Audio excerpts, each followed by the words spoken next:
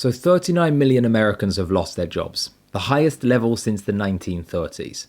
The stock market, though, has rebounded strongly in recent months, and you're reading headlines like this warning you about the upcoming crash constantly. If you're feeling confused, you're not alone.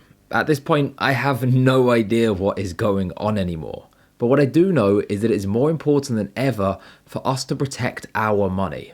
In crazy times like this, the world's top investors consistently turn to the same investing strategy: investing into things which don't go down when the stock market does. So today we'll be talking about what these investments are, how the best investors are using them right now, and why it's so important that we don't leave them out of our investments. I'm not going to be one of those people that makes you wait until the end of the video to really get into it either. Let's get straight into it. These investments are known as market hedges. You've probably heard of the idea of hedging your bets. It means not going all in on one particular thing. Well, a market hedge is just that. It's an investment which allows you to hedge your bets. Basically, the idea is this: when the stock market is rising, a market hedge will usually hold its value or drop. But when the stock market is crashing, this is when market hedges really come into their own, because they'll either hold their value or, more likely, increase. On the screen now, we can see a chart showing someone who had hypothetically invested between 2000 and 2020. There's a lot going on here, so don't worry, I'll talk you through it. The higher the number is on the chart, the worse the score is. So 1 is the best and 9 is the worst. The bottom line of the chart shows what happened if an investor didn't hedge their bets. The return on investment was 5. That's not great, but it's okay. The volatility and risk-adjusted returns were 8. Pretty awful. The maximum drawdown, which is just another way of saying the maximum amount that the investor lost at their worst times, was a shocking 9, the lowest score on the board. So overall, the investor who did not hedge their bets scored an average of 7.5. The line above shows a different investor. He hedged his bets by investing into some silver. His score was better with 5.8. As we can see, the investors who hedged their bets, regardless of which investment type they used, consistently scored better than the person who didn't hedge his bets.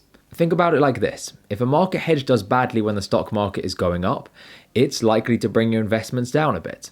But if a hedge does well when the stock market is going down, it is likely to bring you up a bit. Instead of your potential profit and loss being this wide a range, it brings them in slightly. You may make less money during the best times, but you're going to lose a lot less during the bad times. And the point is this: we have no idea if the stock market is going higher or lower.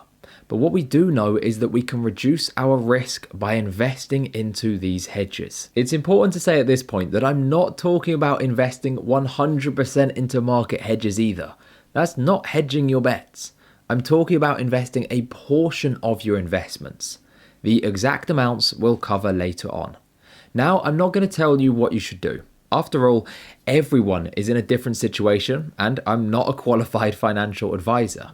But I believe that for some people, maybe most people out there, protecting themselves financially in these times is more important than rolling the dice and taking a big risk. For me personally, I live with my family still, as I'm saving up for the future. You know, I have that dream of maybe someday achieving financial freedom, which means I give up the luxuries today to save up most of my money. You could argue that someone like me needs market hedges less than most people. And I'm not bragging by saying that. In fact, I'm actually making the exact opposite point. I have less money, which means I have less to lose. So maybe I don't need to hedge my bets as much as most people. However, even for me, hedges are important. After all, what's the point of giving up luxuries today to invest and then watching that money simply disappear? So really, market hedges are important for everyone. Now that we know what the point of a market hedge is, let's discuss the 2 specific types for this video and which of the world's top investors are investing into them. But quickly, I'd like to say this video took a long time to research and even longer to record. In fact, I'm actually somehow on my 25th minute of recording because I'm not the best on camera, so it takes me quite a few takes to get it right. If you could take a second to hit the like button, it helps the YouTube algorithm and it would be greatly appreciated. Let's carry on and talk about the first market hedge. I'm sure you're familiar with it. It is gold. As gold was used as money for thousands of years, it has a great reputation as a safe haven. When times are bad, people turn to safe havens, and this is exactly what happens with gold. Okay, Tom, sounds great in theory, but what about the facts? After all, we try to approach things from a purely factual standpoint. Well, on the screen now, we can see a list of the American stock market's biggest drops. Next to this, we can see how gold reacted in each of these pivotal moments. As we can see, when the stock market crashes, gold usually grows in value as investors turn to it for safety. I know, there are a couple of times on the chart where gold didn't actually perform that well. In the early 80s, for example, gold was coming off the back of an incredible bull run, so it actually had a major crash. But I've added averages to the bottom of the chart, which you can see now, so that we can see an average situation. During these dates, the American stock market lost 30.5%, nearly a third of its total value, while gold increased just under 8%. Here we can see how gold moves compared to the stock market. The bar at the top shows that gold and the stock market are essentially uncorrelated most of the time. In other words, gold doesn't move in the same or opposite direction to the stock market. It fluctuates in its own way, which simply isn't correlated. The bars below, however, show what happens when the stock market begins to fall. If the market falls a little bit, this is the second bar we can see, gold begins moving in the opposite direction, i.e., gold increases. If the market falls further, gold's increases even higher. The bottom bar shows that gold's price movements are even more extreme when the stock market falls its most. So this chart shows us that in normal times, gold tends to do its own thing. Sometimes it will rise, sometimes it will fall. But when the stock market begins to suffer, gold takes notice. And in these times, it's when it grows. On top of this, central banks have been buying gold in huge quantities in recent years. In fact, in 2019, central banks worldwide bought more gold than they have done in any year for the past 50. Although, let's avoid bias here and point out that much of these purchases have slowed down over the course of 2020, with Russia, one of the world's largest gold buyers in recent years, halting all purchases. Here we can see which countries hold the most gold. America, with the world's largest economy, is unsurprisingly top. Interestingly, Germany hold the second most, and if we compare it to the size of their economy, they actually hold a larger percentage share than America and most countries. If there's one thing I've learned in life, is that the Germans, sometimes frustratingly so, are nearly always right. To add to the information we've already seen, the legend that is Ray Dalio, the manager of the US's largest hedge fund, which manage approximately $140 billion, have been talking about investing into gold regularly for some time. In fact, I recorded this video breaking down his entire thoughts on the market, what he thinks of stocks, bonds, gold, etc., and his recommendations for the regular investors, people like you and me. There will be a link in the description to this video and probably up here as well. Or is it up here? I can never remember because the camera flips it, but there should be a link somewhere so you can check it out after this video. So at this point, we know that putting a portion of your investments into a market hedge reduces your risk. The hands from earlier, you remember? We also know that gold is a good market hedge, but what we don't know is how much we should invest into it. Let's turn it over to someone who is much smarter than myself and far more qualified to answer this question, Mr. Ray Dalio. Here we can see his all-weather portfolio recommendation. He has invested 55% into bonds, 30% into the stock market, 7.5% into gold, and 7.5% into commodities. However, he's also said that you'd be, and I quote, crazy to hold bonds. So it's unlikely he's still investing 55% into bonds. So we might reduce the size of this portion of the portfolio slightly. And that means that the other elements of the portfolio, including gold, are going to grow. And Dalio has also said that we are in a depression like the 1930s. So it's unlikely that he's particularly bullish on the stock market. If anything, the category which is likely to grow the most, particularly based on what he's saying, is going to be gold. So while we can't know the exact amounts, it seems likely, based on his words, that it could be around 20 to 25%. For most investors, I would say this is quite a high proportion. After all, Dalio is more negative on the stock market than most investors out there. So perhaps around the 10 to 15% mark is a better average. But at the end of the day, you have to make your own decisions. I don't want to sway you either way. My only goal is to present my research as I try to wrap my own head around these crazy times, and then you can use that, or not, as you want. So we've discussed gold, our first market hedge. Another common hedge is silver, but we're not going to cover it today because I'll be producing a separate video on it shortly. Instead, we're going to look at the second hedge in this video.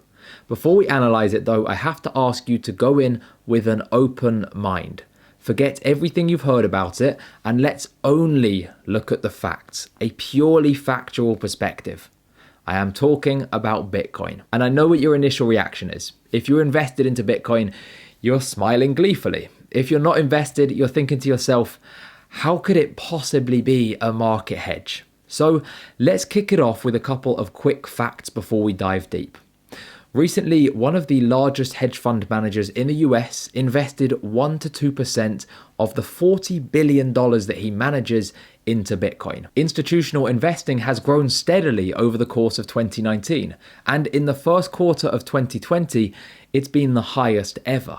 In other words, while regular people have a somewhat negative connotation of Bitcoin, some of the top 1% are looking past the headlines and investing more and more based purely on a factual approach. And listen, I don't expect you to trust me. I'm just some random guy on the internet, but I do think you should listen when Paul Tudor Jones, the manager of the US's 19th largest hedge fund, says, and I quote, "The best profit maximizing strategy is to own the fastest horse. If I am forced to forecast, my bet is it will be Bitcoin." So, incredibly, one of the most successful investors in the world is forecasting that Bitcoin will be the best investment in the coming years. However, let's make something very clear now. Bitcoin is extremely volatile and risky. While Paul Tudor Jones thinks it could be the best investment around, he has only invested 1 to 2% of his money into it. This is the key point. In the next year, Bitcoin could lose 90% of its value. It could increase 20 times, or anywhere in between. That's why I'm going to say early on that the data says investing 1 to 2% into Bitcoin could be a good idea. Investing more, however, is likely to be too risky depending on your personal situation. It is this point that is important for any investors who wouldn't normally go near Bitcoin to understand. Investing 1% is not the same as going all in. That's what Paul Tudor Jones has understood, and that's why he's decided to invest into it. But the question is, why Bitcoin? Let's really dig into the facts behind it. Why has he decided to invest into it? Well, as we can see here, he has graded 4 different investment types. They are based on trustworthiness, liquidity, purchasing power, and portability. Financial assets are top, with a score of 71. Gold ranks second with 62. Fiat cash is third with 54. And Bitcoin is bottom with 43. Wait, what? Bitcoin is bottom? But he invested into it. Well, the answer comes down to how much each of these are valued. Here we can see that financial assets are valued at 266 trillion. Cash is nearly 40 trillion. And gold is nearly 10 trillion. Bitcoin, on the other hand, is just 0.186 trillion. So Jones is making the point that Bitcoin is worse than financial assets. It's worse than gold, and it's worse than cash. But it's not that much worse than any of them, and yet it's valued as if it's significantly worse. As Jones puts it himself, something appears wrong here, and my guess is it is the price of Bitcoin. It's interesting to consider this for a second. Paul Tudor Jones thinks Bitcoin is worse than financial assets, gold and cash, but he's still investing. He doesn't think Bitcoin needs to be better than any of these to be a worthy investment. Okay, So we understand that institutions are investing more and more, as it could offer very high returns. We also understand that it's very risky, and investing more than 1 to 2% of a portfolio into it is probably too much risk. But what about the debate between gold and Bitcoin? Don't gold bugs hate Bitcoiners, and vice versa? Well, if you listen to a Bitcoin maximalist, they'll tell you that Bitcoin is the new gold. So why would you invest into the old gold? Bitcoin has a hard cap supply of 21 million, while gold has an unlimited inflation rate. Bitcoin being digital allows people to carry it across borders. Bitcoin being speculative is no different than gold. After all, gold's main use is in jewelry, and yet its price usually increases when times are bad. Do you really think people are buying more jewelry in difficult times, or is it that they're speculating on the price of gold as a hedge? Gold bugs will tell you that Bitcoin is purely speculative. Gold has been around for thousands of years. Bitcoin is barely a decade old, so gold has that trust that Bitcoin doesn't have. Gold has real uses, while Bitcoin is imaginary internet money. Gold is trusted by central banks. Bitcoin is not. Clearly, Bitcoiners and gold bugs are so passionate about their perspective that they won't invest into the other. And yet we can see clear arguments for why it makes sense to invest into both. So I'm here to tell you that I have no idea who is right. I can't predict the future, and I certainly won't try. But I can tell you that the data looks to me like both could be interesting investments to diversify across. So why pick between them? If the whole point of investing into either of them is to hedge our bets, surely the best strategy is to not try to pick the winner, but to invest into a bit of both of them. That's literally what hedging your bets means.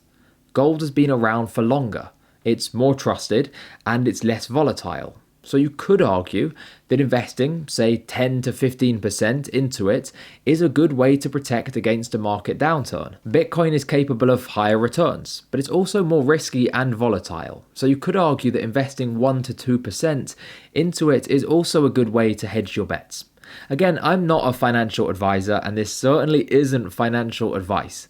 This is just information that I've researched from some of the smartest investors on the planet, so that I can get my own head around things. If you'd like to learn more about what the world's top investors are doing with their money right now, check out this playlist here, with Warren Buffett, Ray Dalio, and others sharing their personal insight into the market. Thank you for watching, and subscribe for more videos like this.